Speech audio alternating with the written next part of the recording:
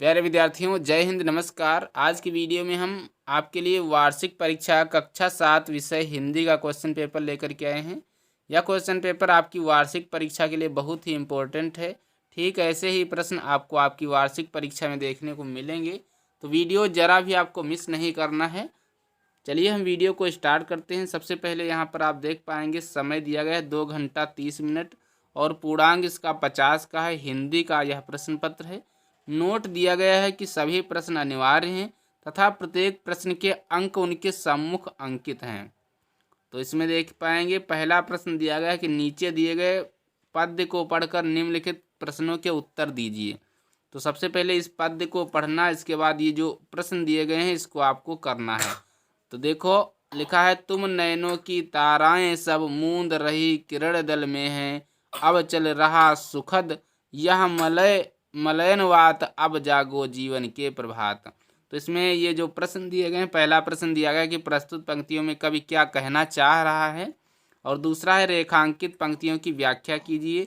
यहाँ पर आप देख पाएंगे ये रेखांकित अंश है, रेखांकित पंक्ति है, इसकी आपको व्याख्या करनी है। इसके बाद तीसरा प्रश्न है कि मलयनवाद का क्या शाब्दिक अर्थ है, और इसके बाद चौथा प्रश्न है कि उपर्युक्त पद्य का ससंदर्भ व्याख्या कीजिए, यानी कि इसका संदर्भ, प्रसंग और व्याख्या लिखना है आपको। इसके बाद खा दिया गया है, तो खा में दिया गया है कि उनके सिर पर स्नेह पूर्वक हाथ फेरते हुए उन्होंने कहा, जीते रहो मेरे लाल, तुम्हारी आँखों की ज्योति हमेशा बनी रहे। इसके बाद दादी ने मुझसे कहा, अरे बउआ तेरा बाल सखा आया है, इसकी खातिरदारी करेगा, इसके लिए अच्छी सी मिठाई लेकर आ, और सुन, इसने मेरी आँखों के लिए जो दवाई लिखी थी ना, वह भी खरीद लाना। ये गद्यांश है, इसके आपको प्रश्न करने हैं। तो पहला प्रश्न इसके लिए दिया गया है, लोग किसी के सिर पर हाथ क्यों फेरते हैं। दूसरा प्रश्न है कि रेखांकित लाइन की अपनी भाषा में व्याख्या कीजिए। ये देख पाएंगे, अरे बबुआ तेरा बाल सखा आया है, इसकी खातिरदारी करेगा। ये पंक्तियाँ हैं, इसकी आपको व्याख्या करनी है।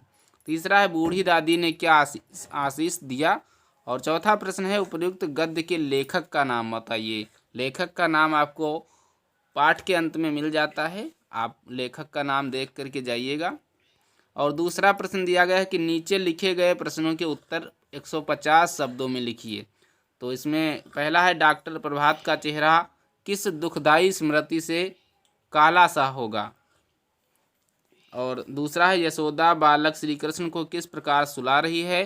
तीसरा है, तो चांद को वह स्कूल अच्छा क्यों लगा। इसके बाद अगला प्रश्न चौथा है कि धरती का हृदय घुला और दादुर का कंठ खुला से क्या आशय है। और पांचवा प्रश्न है, लेखक ने साहस की कितनी श्रेणियां बताई हैं तथा उनकी क्या विशेषताएं हैं। इसके बाद तीसरा प्रश्न आपका है, निम्न